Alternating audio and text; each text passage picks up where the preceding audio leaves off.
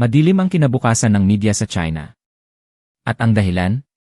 Isang veteranong economic journalist ang nagdulot ng pinakamalalang broadcast accident sa kasaysayan ng telebisyon sa Beijing. Ang kanyang kasalanan ay simple ngunit nakamamatay sa isang live broadcast habang nasa gitna ng kanyang special assignment sa Pilipinas. Inihambing niya ang realidad na kanyang nakita sa Maynila laban sa propaganda ng Beijing. At sa kauna-unahang pagkakataon, hindi nanalo ang Beijing. Ang video ng kanyang pag-uulat ay kumalat na parang apoy sa tuyong damo. Nagalit ang mga netizen sa China. Sumabog ang Weibo at Douyin. Ginawa ng gobyerno ang lahat para burahin ang video pero huli na. Ang mga gumagamit ng iyan ay patuloy itong ipinapasa. Kahit ang matataas na opisyal ay hindi maitago ang kanilang pagkataranta. Ang mamamahayag na ito, na sa loob ng maraming taon ay nagsasabing ang Pilipinas ay isang bansang pulubi at walang pag-asa, ay biglang nagbago ng ihip ng hangin. Ano ang kanyang nakita sa gitna ng init at ingay ng Maynila? Anong katotohanan ang gumulantang sa kanya para itaya niya ang kanyang buong karera? Bago tayo magsimula, kung maaari ay bigyan niyo ito ng isang like. Ito ang kwento ng paggising ng isang tao. Ako si Long Bawang. Isa akong senior economic correspondent para sa Huaxia Economic Times. 10 taon na akong nagtatrabaho sa aming punong tanggapan sa Beijing. Ang trabaho ko ay simple, pag-aralan ang ekonomiya ng mga bansang itinuturing nating kakompetensya o mas mababa. At pagdating sa Pilipinas, basic. Wala namang dapat pag-aralan. Ang Pilipinas, sa mata ng karamihan sa amin dito, ay isang bansang pabagsak. Walang pag-asa. Laging binabagyo, puno ng krimen, at ang ekonomiya ay umaasa lang sa mga katulong na ipinapadala nila sa ibang bansa. Ang agwat ng Pilipinas sa dakilang China ay hindi na kailanman matutulay. Ito ang sinabi ko sa isang national broadcast noong nakaraang linggo. Ang Pilipinas ay nasa bingit ng pagguho. Huwag tayong magpaloko sa mga ngiti nila, mariin kong pahayag sa kamera. Pagkatapos ng show, libo-libong komento ang sumang-ayon sa akin. Ang nasyonalismo ng mga Chino ay parang gasolina na sinindihan ng aking mga salita. Pagbalik ko sa opisina, ipinatawag ako ni Chief Editor Xin Jehao. Karaniwan, kapag ipinapatawag ako, ito ay para sa papuri at bonus. Pero ngayon, iba ang timpla ng mukha niya. Long, napanood ko ang broadcast. Mahusay, panimula niya, pero hindi umabot sa mata ang kanyang ngiti. Salamat, Chief, sagot ko habang inaayos ang aking kurbata. Sumandal si Chief Xin sa kanyang malaking leather chair at tinitigan ako ng matalim. Siya nga pala. Nakapunta ka na ba sa Pilipinas? Sa Manila? O kahit sa Cebu? Natigilan ako. Hindi pa po. Ang datos at statistics ay sapat na para gumawa ng analisis. Numbers don't lie, Chief.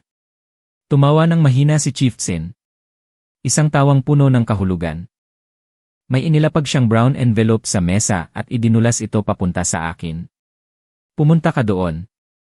Mag-field report ka. Kumpirmahin mo kung totoo ang mga sinasabi mo. Binuksan ko ang envelope. Isang plane ticket papuntang Ninoy Aquino International Airport, Le. Ang flight? Bukas agad. Chief, masyadong biglaan ito, reklamo ko. Marami pa akong deadline. Kailangan ng Huaxia ng matibay na report. Dapat 6 away ang pupunta, pero may emergency siya. Ikaw ang pinakamagaling kong tao. Ito ang pagkakataon mo. Pumunta ka sa Maynila. Idokumento mo ang kanilang pagbagsak. Ipakita mo sa mga manonood natin kung gaano kadumi at kagulo doon para lalong bumilib ang mga tao sa China. Tumango ako. May punto siya. Kung makakapag-report ako mula mismo sa slums ng Tondo o sa gitna ng traffic ng EDSA, mas magiging makatotohanan ang aking mga argumento. Sige, Chief. Pupunta ako. Ipapakita ko sa buong mundo ang tunay na kalagayan ng Pilipinas. Nung gabing iyon, nag-post ako sa WeChat, bukas, lilipad ako patungong Maynila para sa isang special investigation. Ibubunyag ko ang katotohanan sa likod ng kanilang bagsak na ekonomiya. Abangan. Bumuhos ang suporta. Ipakita mo sa kanila, Long. Lahat sila ay mahihirap.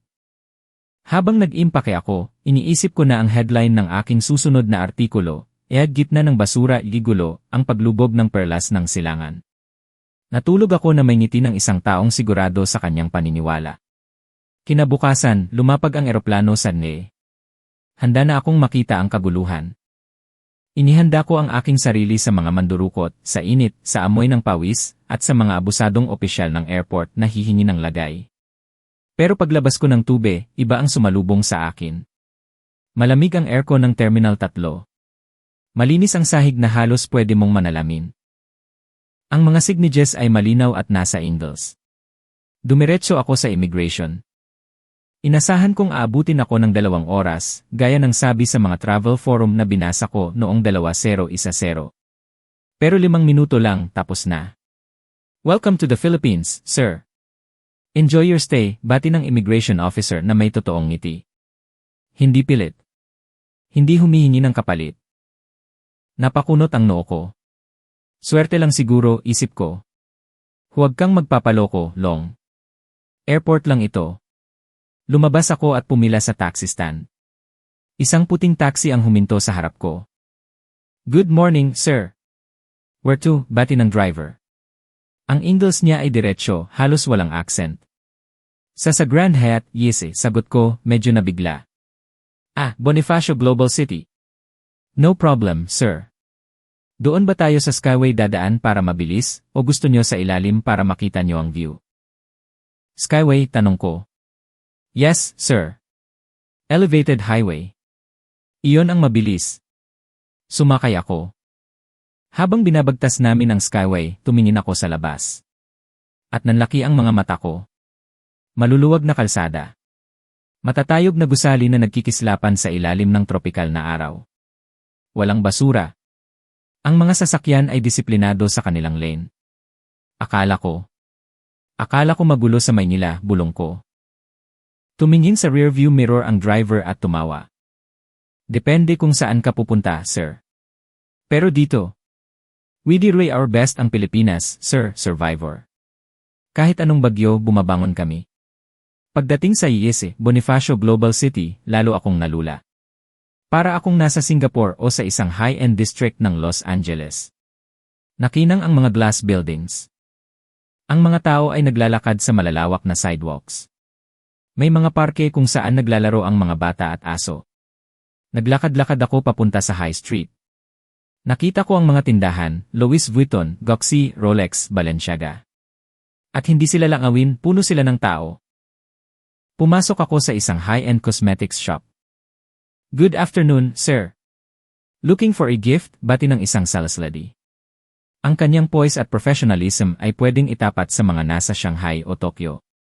Lumabas ako ng tindahan na hilo. Nasaan ang kahirapan? Nasaan ang kaguluhan?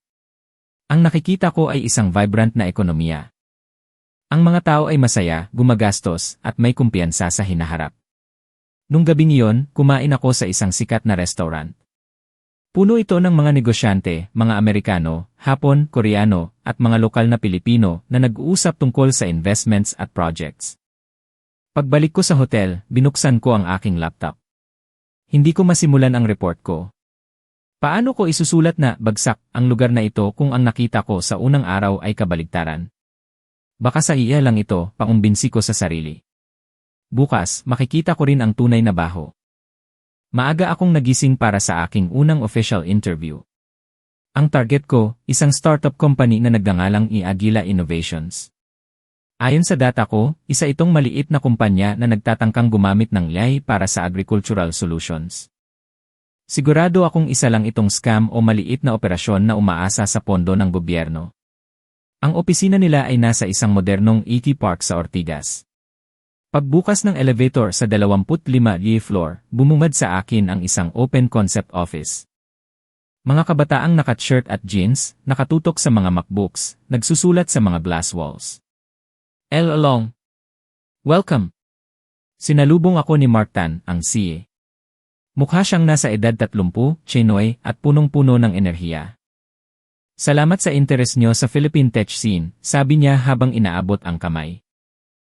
Tan, panimula ko na may halong pagdududa, mahirap ba magpatakbo ng tech company dito? Wala bang suporta ang gobyerno? Siguro hirap kayong makakuha ng kliyente.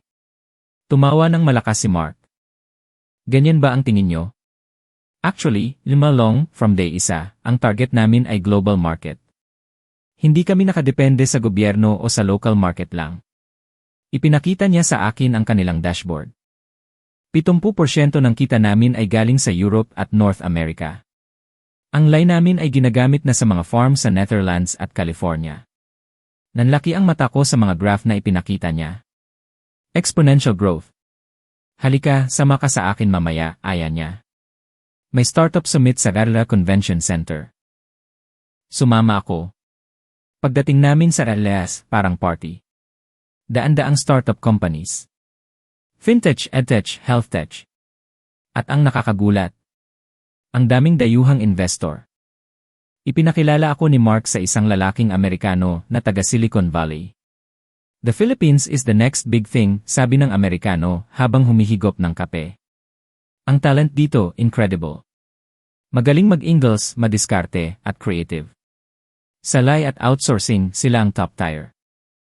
Ang mga salitang iyon ay parang sampal sa akin. Nang gabing iyon, habang kumakain kami ni Mark ng sinigang na hipon, tinanong ko siya ng diretsahan. Mark, totoo ba ito? O swerte lang kayo? Baka naman piling kumpanya lang ang ganito. Sumeryoso si Mark. Along, marami ring nabibigo. Ganoon naman sa negosyo. Pero ang kultura namin dito, pag nadapa, bangon ulit. Resilience. At isa pa, hindi kami nakakulong sa isang ideolohiya.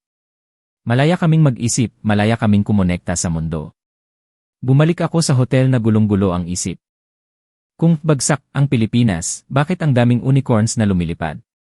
Bakit ang sigla ng innovation? Binura ko ang title ng draft ko na, ang limitasyon ng teknolohiya sa Pilipinas. Pinalitan ko ito ng, ang paglipad ng Agila, Pilipinas sa Global Tech Stage. 3 araw. Ito ang araw na akala ko ay mananalo na ako. Bibisita ako sa Laguna Technopark. Dito ko papatunayan na ang Pilipinas ay puro assembly lang, tagagawa ng piyesa, hindi ng teknolohiya. Tagakabit ng tornilyo. Dumating kami sa Philippine Advanced Electronics Institute, IA. Isang malaking pasilidad na napapalibutan ng mataas na pader at security. Sinalubong ako ni Engineer Garcia, ang head ng E&I, bawal po ang kamera sa loob, inmalong. Sensitive technology, paalala niya. Pagpasok ko, para akong nasa sci-fi movie. Nakita ko ang mga clean rooms kung saan gumagawa ng mga prototypes para sa next generation semiconductors. Ito, turo ni Enger Garcia sa isang manipis na chip ay ang design namin para sa automotive sensors ng mga electric vehicles sa Europe. Kami ang nag-design, kami ang nag-test. Akala ko assembly lang ang ginagawa sa Pilipinas, nautal ako. Ngumiti si Enger Garcia. Iyan ang akala ng marami. Pero ang Pilipinas ay may higit 30 taon ng karanasan sa electronics. Ang mga inhinyero namin ang nasa likod ng maraming innovation na hindi lang nabibigyan ng credit dahil nasa ilalim kami ng malalaking multinational brands. Pero ngayon, gumagawa na kami ng sarili namin. Ipinakita niya sa akin ang stress test ng isang flexible screen. Sinubukan na itong gayahin ng ibang bansa pero bumibigay ang screen. Sa amin, lagpas 100,000 folds, buo pa rin. Natulala ako. Ito ang teknolohiyang pilit hinahabol ng China. At nandito lang pala, sa gitna ng Laguna, tahimik na ginagawa ng mga Pilipinong inhinyero na nakapolo barong. Habang pabalik kami ng Maynila, tinanong ko si Enger Garcia, bakit hindi ito alam ng mundo? Bakit parang minamaliit kayo? Kasi, inalong, hindi kami maingay. Tahimik lang kaming nagtatrabaho. Diskarte lang. Nung gabing iyon, tinitigan ko ang aking notebook. Puno na ito ng mga ebidensya na sumasalungat sa lahat ng pinaniniwalaan ko. Ang mga artikulong isinulat ko noon tungkol sa kawalan ng kakayahan ng Pilipinas. Lahat iyon kasinungalingan. O di kaya'y bunga ng aking kamangmangan. 4 na araw. Pumunta ako sa isang malaking V-network sa Quezon City. Dito ko nakilala si Cara Santos, isang veteranong investigative journalist. Kasing edad ko siya, matapang ang mata, at halatang marami ng pinagdaanan. Welcome, Emma Long.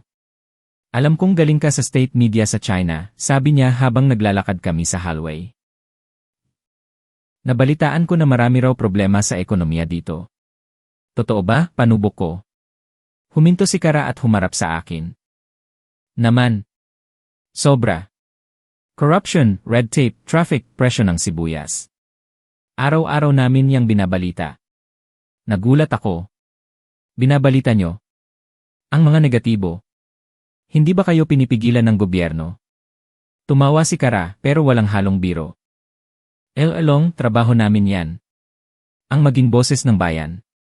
Ang bantayan ang gobyerno. May mga pagsubok. May mga trolls, may mga banta.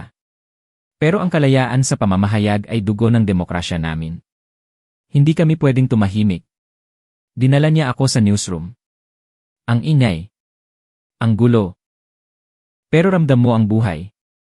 May sumisigaw na producer, may nag-edit ng video na bumabatikos sa isang palpak na proyekto ng ahensya. Kumain kami sa kantin. Tinanong ko siya ng pabulong. Sa China. Iba. Inuuna namin ang national interest. Ang imahe ng bansa. Tumingin sa akin si Kara ng may halong awa. Mahirap yan, no? Yung alam mo ang totoo, pero hindi mo pwedeng sabihin. Dito sa Pilipinas, magulo man, at least malaya kaming sabihin na masakit ang kalingkingan ko. At dahil doon, nagagawa ng paraan. Ang mga salita niya ay tumarak sa puso ko. Mahirap yan, no? Sobrang hirap. Ngayon ko lang naramdaman ang bigat ng kadena sa leg ko. Sa loob ng 10 taon, naging instrumento ako ng kasinungalingan. At sa harap ng babaeng ito na kumakain lang ng menudo sa kantin, pakiramdam ko ay napakaliit ko. Bumalik ako sa hotel. 5 araw. Kailangan ko nang ipasa ang aking report. Sinimulan kong itype ang katotohanan. Title, Pilipinas, ang tigreng nagising. Laman, ang resilience ng mga startup. Ang galing ng mga inhinyero sa Laguna. Ang tapang ng malayang pamamahayag. Ang init ng pagtanggap ng mga tao. Sinulat ko na ang Pilipinas ay hindi isang failing state, kundi isang bansang nasa gitna ng mabilis na pagbabago. Isang bansang puno ng potensyal. Pinindot ko ang send papunta sa Beijing. 2 oras ang lumipas. Tumunog ang video call. Si Chief Tsin. Long bawang, sigaw niya. Ano itong basura na sinend mo? Chief. Iyan ang totoo. Iyan ang nakita ko. Wala akong pakialam sa nakita mo. Ang gusto ng gobyerno ay marinig na bagsak sila. Nakawawa sila. Nakailangan nila tayo. Nanginig ang kamay ko. Baguhin mo yan. Isulat mo na ang mga startup ay fake. Na ang technology sa Laguna ay nakaw o luma. Na ang mga tao ay nagugutom sa kalsada. Kung hindi, tatanggalin kita. At sisiguraduhin kong wala ka ng mapapasukang trabaho sa buong China. Namutla ako. Chief, hindi ko kayang magsinungaling ng ganyan. Nakita ko ng 2 mata ko. Desisyon mo yan, Long. Trabaho o prinsipyo. Bibigyan kita ng hanggang hating gabi. Pinatay niya ang tawag. Naiwan akong mag-isa sa kwarto. Madilim. Tanging ang ilaw ng Bonifacio Global City mula sa bintana ang nagbibigay liwanag. Tumingin ako sa salamin. Sino ba ako? Isa ba akong mamamahayag? O isa lang akong tuta? Naalala ko si Martan at ang kanyang pangarap. Si Enger Garcia at ang kanyang pride. Si Kara Santos at ang kanyang tapang.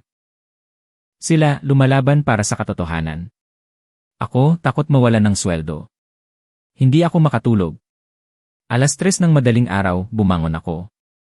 Binuksan ko ulit ang laptop. Pero hindi ko ito ipapadala kay Chief Tsin. Nagbukas ako ng encrypted email.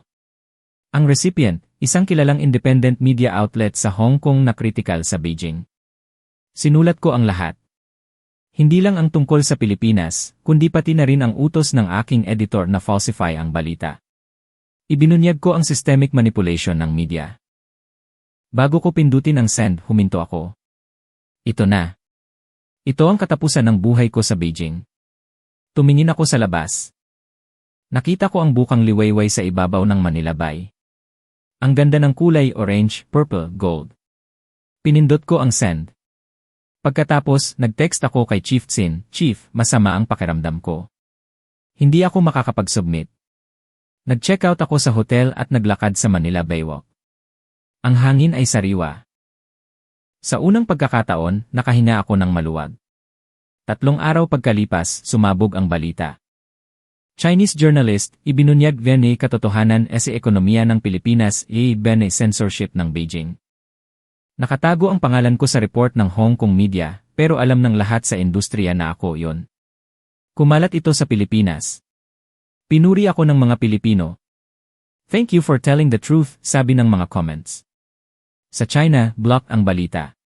Pero sa mga gumagamit ng iyan, naging bayani ako ng katotohanan. Ipinatawag ako sa opisina pagbalik ko ng Beijing. Alam mo na ang mangyayari, sabi ni Chief Sin, pagod na ang mukha. Tanggal ka na. Alam ko, Chief. Bakit mo ginawa yon? Sayang ang career mo. Umiti ako. Kinuha ko ang isang maliit na jeepney souvenir na nabili ko sa kultura. Inilapag ko ito sa mesa niya. Kasi, Chief, nakita ko ang liwanag. At kapag nakita mo na ang totoo, mahirap nang bumalik sa dilim. Umalis ako sa building, bitbit ang gamit ko. Wala na akong trabaho. Delikado ang lagay ko. Pero pag uwi ko, may natanggap akong email. Mula sa Hong Kong media na pinagbigyan ko ng leak. Along, hinahangaan namin ang tapang mo. Gusto mo bang magsulat para sa amin?